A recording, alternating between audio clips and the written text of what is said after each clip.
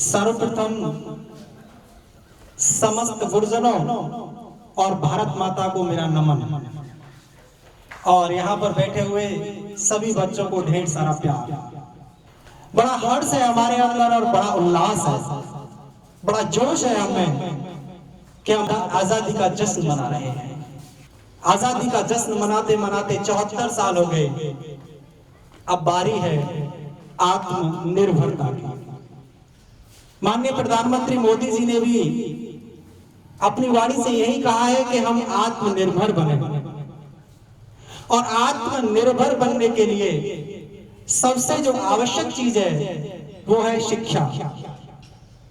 जब तक आप एजुकेटेड नहीं होंगे तब तक परिस्थितियों से लड़ नहीं पाओगे।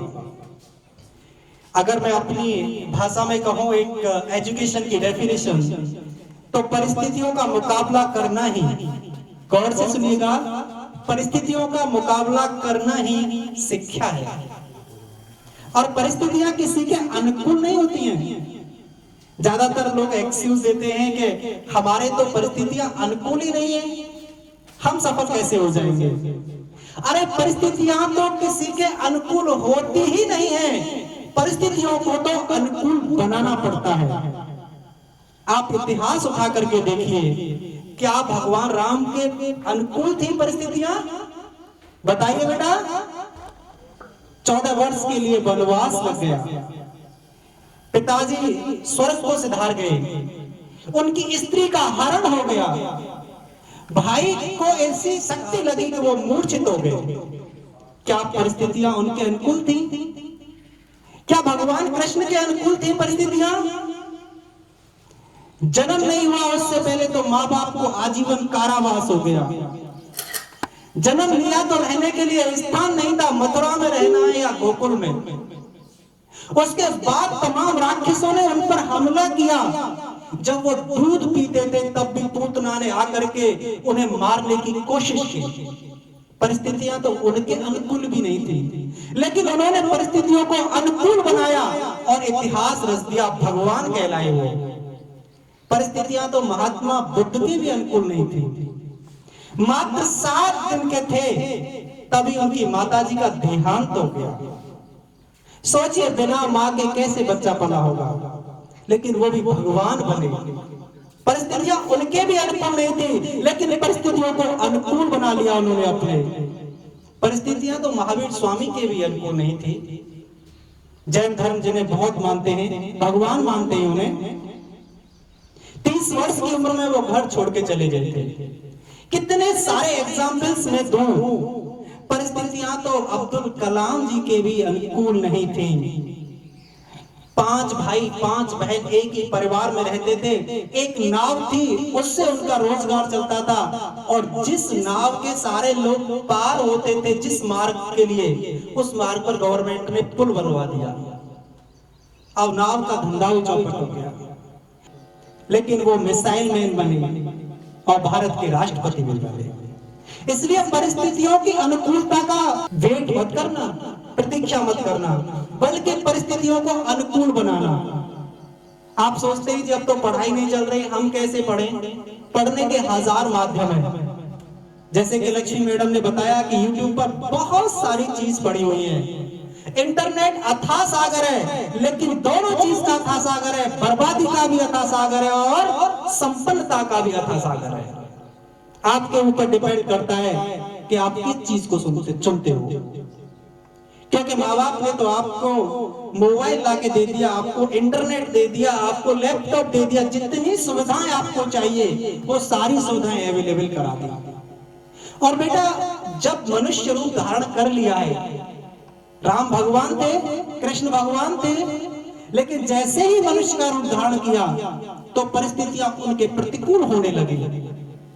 किसी विद्वान ने कहा है कि देह धरे को दंड है, देह धरे को दंड है, हर काऊ को होए, ज्ञानी काटे ज्ञान ते और मूर्ख काटे रोए। तो ज्ञानी ज्ञान से काटता है और मूर्ख रो रो करके काटता है। इसलिए रोना नहीं है। एक बड़ी प्यारी सी कहानी मुझे याद आ रही है। हम सोचते हैं कि हमारे साथ बुरा हुआ, लेकिन क्या पता कि उससे भी ज्यादा बुरा होने वाला हो।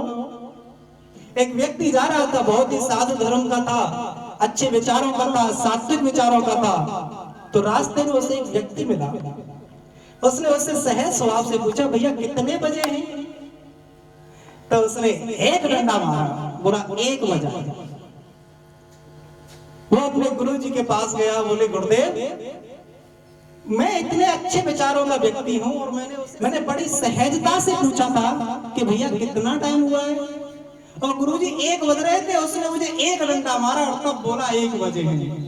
गुरुजी बोले बहुत अच्छी बात है, तुम्हारा दिन शुभ था कि 12 नहीं बज रहे थे। समझ में आया कि 12 नहीं बज रहे थे, नहीं तो 12 डंडे पड़ते।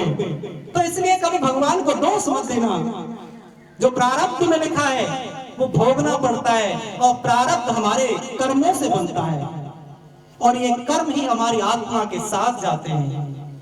कभी पूर्व जन्मों का कर्म भी भुगतना पड़ता है और वर्तमान जन्म का भी कर्म भुगतना पड़ता है। एक प्रसंग है जब भगवान राम और सीता वनवास के लिए गए थे, लक्ष्मण जी साथ थे। कुसाओं का बिस्तर, कुसा जानते हैं, घास, कटीली घास के बिस्तर पर लेटे हुए थे। तो वहां निषाद राज जी बड़े विलाप करने लगे और माता कैकेयी को दोष देने लगे कि धिक्कार है कैकेयी, तूने इतने कोमल अंगों वाले राम और सीता को भी वनवास दे दिया। तो लक्ष्मण जी ने कहा था कि को न काओ सुख दुख कर दाता, निज कृत कर्म भोग सब भ्राता। हे भैया निषाद, आप माता कैकेयी को दोष मत दीजिए, हम सब अपने अपने कर्मों का भोग भोग रहे हैं। और कितने लोग हुए, आप किसी को भी देखना, जितने बड़े हुए होंगे उनके आगे उतनी ही परिस्थिति होगी। आज माननीय प्रधानमंत्री जी 7वीं बार लाल किले पे झंडा फहरा रहे हैं। पता है आपको, 8 साल की उम्र में तो उन्होंने आरएसएस ज्वाइन कर लिया था। अपने पिता के साथ चाय भी की थी। क्या परिस्थितियां उनके अनुकूल थी? परिस्थितियां परीक्षा लेती हैं कि मैं जिस पद पर, प्रकृति परीक्षा लेती है कि मैं जिसके लिए इसे समझ रही हूं, क्या ये उसके काबिल है? और अगर आप उन परीक्षाओं को पास कर लेते हैं, ये परीक्षाएं नॉर्मल परीक्षाएं हैं, 10वीं 12वीं बीएससी एमएससी, ये तो केवल व्यावहारिक परीक्षाएं, जो जीवन की परीक्षाएं वो हर पल हैं। आप यहां से चलते हो, रास्ते में बहुत सारे ईंट रोरे पत्थर पड़ते हैं, वो भी तो आपकी परीक्षा है। पूरे जीवन को खत्म करने के लिए मात्र एक पत्थर की ठोकर सफिशिएंट है। कई लोगों की डेथ हो गई, पत्थर की ठोकर का गिरे, सर में लगा, चोट लगी और मृत्यु हो गई। तो आप लोग ये सोचिए कि हमारे ऊपर जितनी परिस्थितियां हैं वो कुछ भी नहीं है। हम सबसे भाग्यशाली हैं, हम सबसे भाग्यशाली हैं। एक बार एक मुल्ला जी के मन में विचार आया, बोले यार मेरे पास तो कपड़े भी नहीं है, नमाज पढ़ने के लिए जा रहे थे मस्जिद में, मेरे पास तो कपड़े भी नहीं है, मेरे तो बाल वाल भी ऐसे ही हैं, काटने के लिए पैसे भी नहीं है, मैं कितना गरीब हूँ, निर्धन हूँ। ऐसा विचार करते हुए जा रहे थे और अपने आप को कोस रहे थे। उन्होंने देखा कि एक जो मुल्ला जी हैं उनके तो पैर भी नहीं थे बेचारे के, वो तो खिचर खिचर के जा रहे थे। तो उन्होंने अपने गाल पर चांटा मारा, बोले मैं तो बहुत बड़ा भाग्यशाली हूं। तो हमेशा अपने से नीचे की तरफ देखिए, अपने मन की आत्म संतुष्टि के लिए और सफलता के लिए अपने से बहुत ऊपर को देखिए। सिर्फ अपने पड़ोसी को देख करके अपना अचीवमेंट डिसाइड मत कीजिए कि जहां पे 5 भैंसे तो मोबो 5 भैंसे हो जाए। एक नशा करते हैं, आप लोग नहीं करते, बहुत अच्छी बात है, लेकिन बहुत से लोग शराब का नशा करते हैं, बहुत से गुटखा का नशा करते हैं, बहुत से बीड़ी का नशा करते हैं, अनेक नशा को करते हैं। बहुत ही बुरी चीज है नशा, नशा नाश की जड़ है। लेकिन कुछ नशे ऐसे भी हैं जिनसे सफलता मिलती है। अगर नशा करना है तो सफलता का करना, अगर नशा करना है तो सुंदर पिचाई का करना, अगर नशा करना है तो नरेंद्र मोदी का करना। ये चिलम शराब बीड़ी का नशा है कोई? अरे नशा करना है तो उन सफलतम लोगों का करो जिनसे आपको प्रेरणा मिले कि हमें ऐसा बनना है। नशा करना है तो अब्दुल कलाम का करो। एक इंटरव्यू में, पायलट के इंटरव्यू हो रहे थे, उसमें से 9 या 10 कैंडिडेट सेलेक्ट होने थे, शायद 9वां और 10वां उन्हीं का नंबर था, रह गए थे। अगर कोई सामान्य व्यक्ति होता तो टूट जाता और छोड़ देता, बोले मेरे बस की बात नहीं है, मैं भी अपने पिताजी की किस्ती को चलाऊंगा। लेकिन नहीं, वो उनसे भी ऊपर बने, मिसाइल मैन बने, क्योंकि प्रकृति उन्हें कह रही थी, परिस्थितियां उन्हें बता रही थी कि तुम इसके काबिल नहीं हो, तुम तो भारत के राजा बनने के काबिल हो, एक पायलट बनने के काबिल नहीं। अगर प्राचीन राज्य व्यवस्था को देखी जाए तो राजा ही तो होते थे राष्ट्रपति। राष्ट्रपति मतलब पति माने स्वामी, जो राष्ट्र का स्वामी हो वही राजा होता है। तो अगर वो वहां पर टूट जाते, मैंने बहुत सारे फेसबुक वगैरह पे देखे हैं, एक अधिकारी ने डाला था कि मेरे केमिस्ट्री में 24 मार्क्स थे, लेकिन मैं IAS हूं। मैं ये नहीं कहता कि सब 24 मार्क्स लेके आओ, कोशिश करो मैक्सिमम मैक्सिमम मैक्सिमम। आत्मनिर्भर बनो, इसका मतलब है कि आपको जिस फील्ड में रुचि है उसमें अपनी जी जान लगाओ। अगर आप थोड़ा थोड़ा करके सब में सोचोगे ना, तो कहीं को सफलता हाथ नहीं लगेगी। इसलिए बेटा, सबसे बड़ा जो नशा है वो इस वक्त आपके लिए आवश्यक है, पढ़ाई का नशा। क्योंकि आप सोचो कि मुझे तो सुंदर पिचाई बनना है जी, जिसकी 2500 करोड़ रुपए एनुअल सैलरी है, अप्रोक्सीमेट 2500 करोड़। अगर एक सरकारी कर्मचारी टोटल करे ना तो 3 करोड़ 2.5 करोड़ से ज्यादा सैलरी नहीं मिलती उसे जीवन में, एक नॉर्मल सरकारी कर्मचारी को। मैं ये नहीं कहता कि सरकारी नौकरी बुरी है, क्योंकि प्राइवेट नौकरी वेरिएट करती है, अगर अप है तो डाउन भी हो सकती है। गवर्नमेंट जॉब में आपकी जो लाइफ है वो सिक्योर हो जाती है, लेकिन ऐसा नहीं है कि जिसकी गवर्नमेंट जॉब ना हो वो सफल व्यक्ति ना हो। बताइए कितने लोग हैं जिन्होंने, जो सफल हुए, बहुत ज्यादा सफल हुए, उनमें गवर्नमेंट जॉब हो? क्योंकि सफलता के लिए किसी सहारे की जरूरत नहीं पड़ती, किसी बैसाखी की जरूरत नहीं पड़ती। बैसाखी का इस्तेमाल तो विकलांग लोग करते हैं, आप विकलांग थोड़ी हो, आप मन से विकलांग मत बनो। देखा होगा जिनके हाथ पैर भी नहीं है वो भी विश्व में अपना नाम कर रहे हैं। विकलांगता का मतलब मैं ये नहीं मानता कि हाथ से विकलांग है या पैर से विकलांग है। विकलांग वो व्यक्ति है जो अपने मन से विकलांग है। जिसने अपने मन में ठान लिया कि मैं कमजोर हूं, तो कमजोर ही हो जाएगा।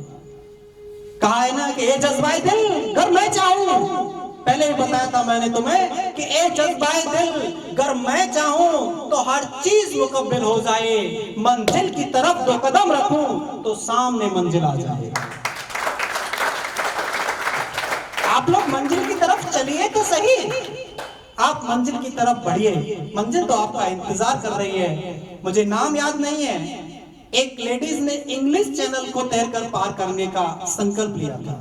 इंग्लिश चैनल एक समुद्र का पार्ट है, तो वो पूरे चैनल को पार करती हुई जा रही थी और थोड़ा कोहरा जैसा था, तो थोड़ी दूर पहले ही, मतलब 100 200 या 50-20 मीटर पहले वो थक गए। उन्होंने सोचा पता नहीं किनारा कितनी दूर है, और उनकी जो सहायक नाव चल रही थी उसमें वो बैठ गए।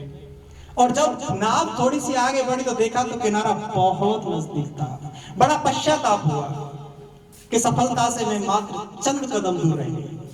तो बेटा इसी तरह आप भी सफलता की ओर बढ़िए, सफलता आपका इंतजार कर रही है। आप पल भर में सफल नहीं हो सकते, लगातार मेहनत करेंगे तो सफल जरूर होंगे, ये प्रकृति का नियम है। अभी जैसा कि हम देख रहे हैं कि बहुत सारी आत्महत्याएं हो रही हैं, आए दिन लोग फांसी पे झूल जाते हैं। फांसी पर तो हमारे भगत सिंह भी झूले थे, लेकिन उन्हें इतिहास याद करता है।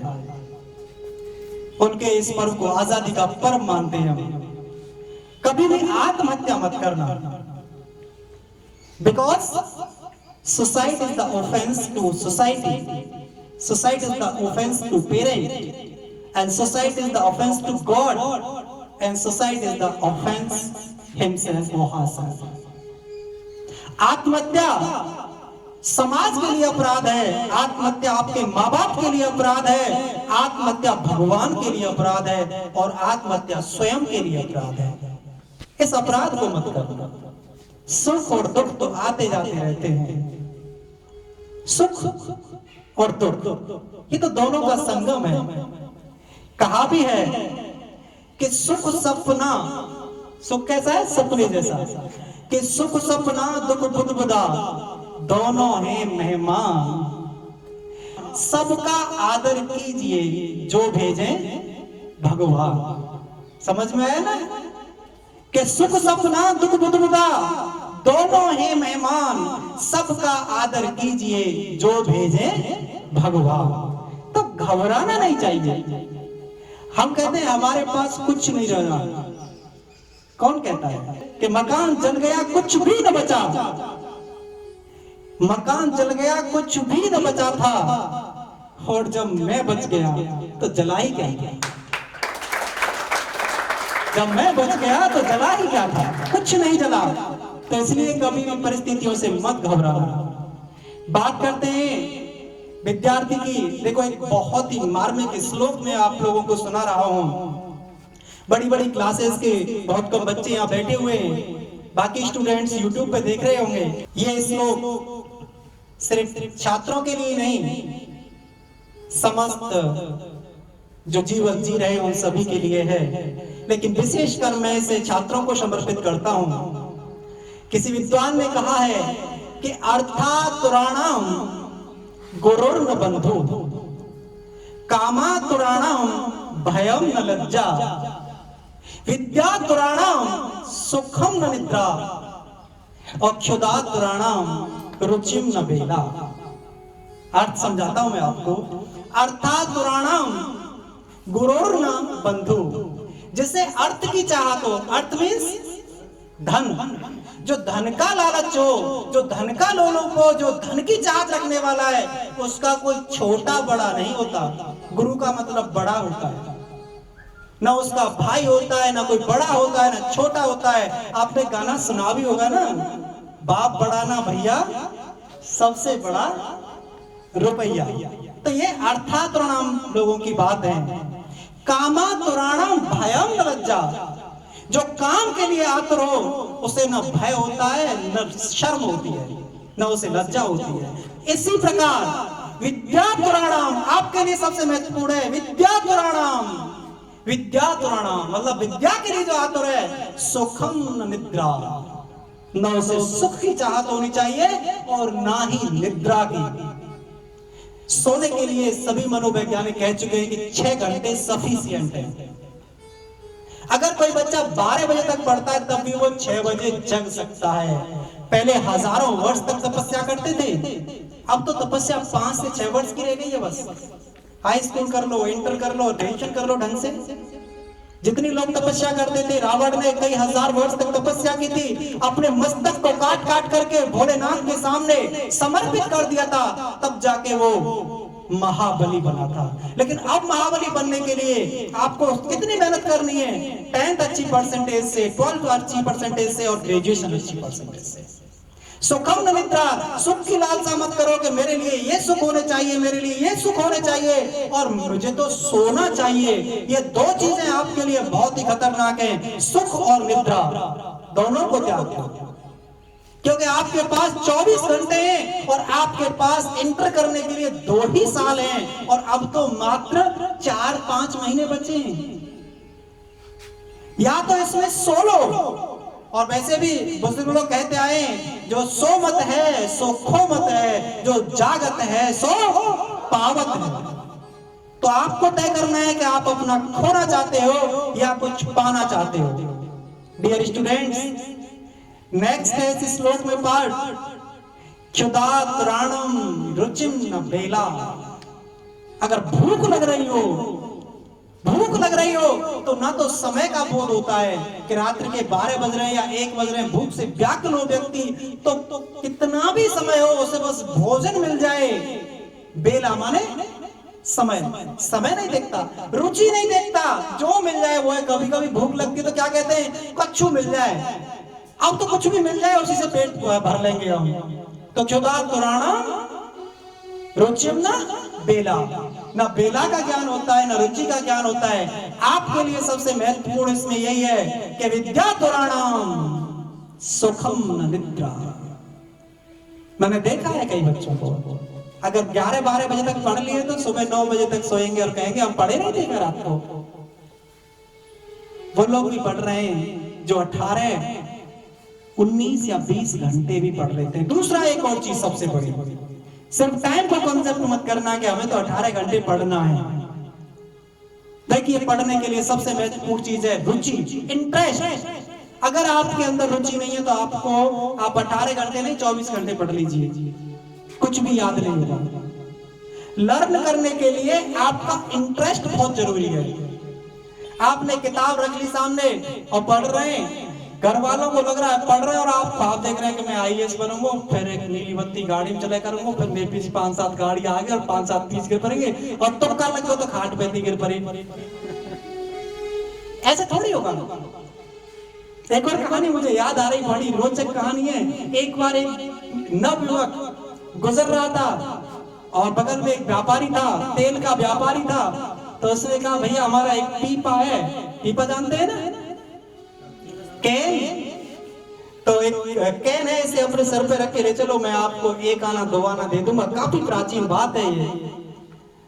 तो अब उसने सर पर पीपा को रख लिया और जा रहा है और विचार करता जा रहा है कि देखो ये मुझे 1 आना 2 आना देगा, मैं इससे सट्टा लगाऊंगा। सट्टा जानते हैं, इंग्लिश में लॉटरी बोलते हैं।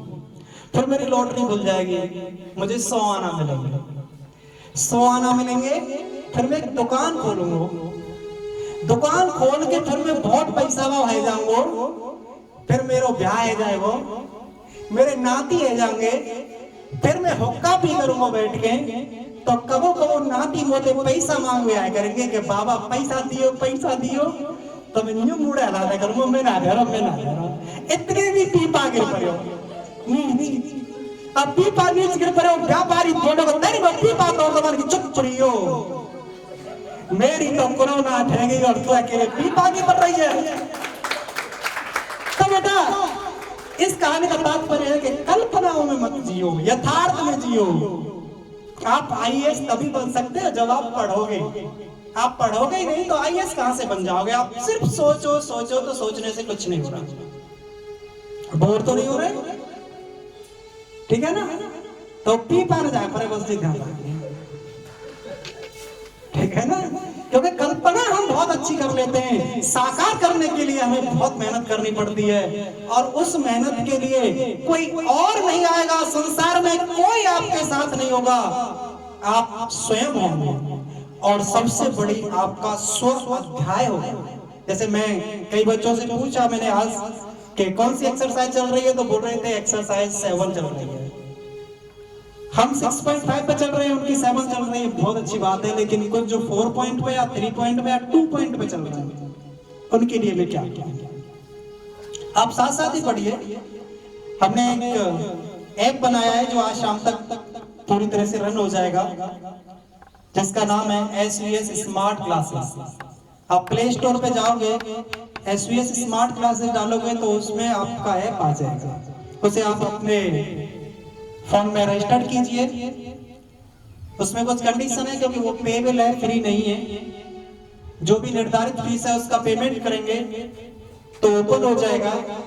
और उस ऐप में सारी सुविधाएं, आपकी बुक मिलेंगी। आप जैसे कहीं सफर में जा रहे हैं और आपको पढ़ने का मन कर रहा है, तो आप वहीं से बुक खोलिए।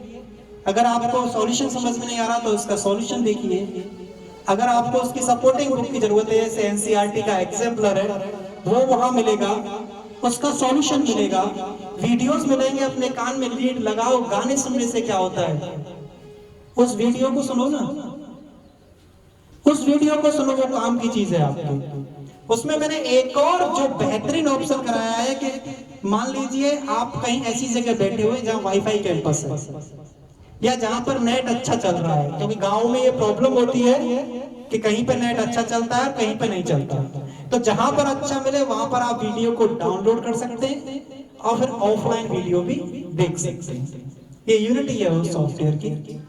प्लस सबसे बड़ी बात, आप जो काम कर रहे हैं वहां पर एक होमवर्क का बटन है, वहां से सबमिट कर सकते हैं आप हमारे लिए।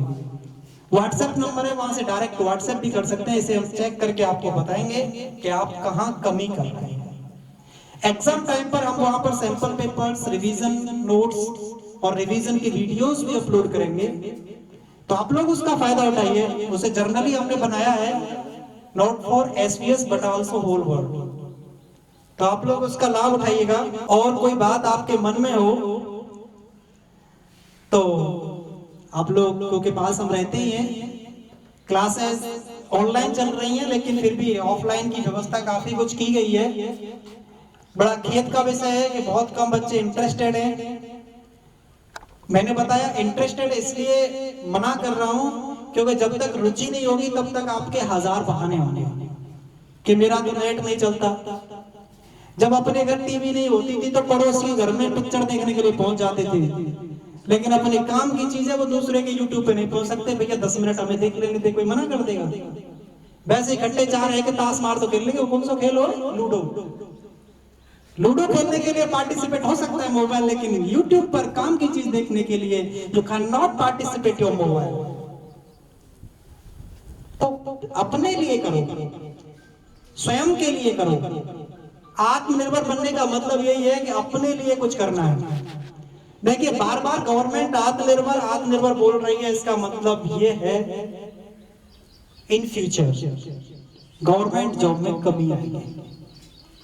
अगर मैं ये कह दूं गवर्नमेंट जॉब रहेंगी नहीं तो अतिशयोक्ति नहीं। और प्राइवेट सेक्टर में पैसा तभी मिलता है जब आपके पास हुनर हो, आपके पास इंटेलिजेंसी हो। और बेटा आप किसी भी फील्ड में जाओ, शिक्षा की वही जरूरत पड़ती है। जैसे कि मान लीजिए आप कहें हमें तो हीरो बनना है, इतना आसान नहीं है, लेकिन फिर भी मैक्सिमम जो एक्टर या एक्ट्रेस हैं वो बहुत पढ़े लिखे हैं। शशांक जो अभी आप लोग प्रकरण चल रहा है सुन रहे होंगे, वो फिजिक्स के ओलंपियाड विजेता थे। आपको पता है अमिताभ बच्चन कितने पढ़े? एमएससी फिजिक्स से। क्योंकि ऐसे ही लोग वहां आगे बढ़ पाते। अगर अनपढ़ पहुंच भी जाएगा तो बहुत दिन नहीं चलेगा। एक जो सबसे बड़ी चीज चल रही है क्रिकेट। देखो क्रिकेट में 11 लोगों का चयन होता है, 11-12 लोगों का। तो जहां इतना बड़ा कंपटीशन है, कितनी जनसंख्या है हमारी? लगभग 100 करोड़ मान लो, 35 करोड़ तो ऐसे मान लो किसी काम के नहीं है। 100 करोड़ में से 11 लोग जाने तो 10 जाने हैं, मतलब 10 करोड़ में से एक आदमी सेलेक्ट होता है। कितने में से? और जबकि आईएएस के लिए कितना कंपटीशन है? इतना नहीं है, 10,000 में से एक जना होगा। अभी जैसे एसटीआई का एग्जाम होना है, उसमें आज डिटेल आई है, 17 से बच्चों से आपको फाइट करना है। तो ऐसी कल्पनाओं में मत जियो जो बहुत साकार होने के कम चांस हो सकता है किसी का सिलेक्शन हो जाए, लेकिन जहां बहुत ज्यादा चांस है वहां पर अपना हाथ आजमाइए। पुनः आपको स्वतंत्रता दिवस की ढेर सारी शुभकामनाएं। आप अपने उज्जवल भविष्य का निर्माण करें, आप आत्मनिर्भर बने, आप अपने आप को समझें। धन्यवाद।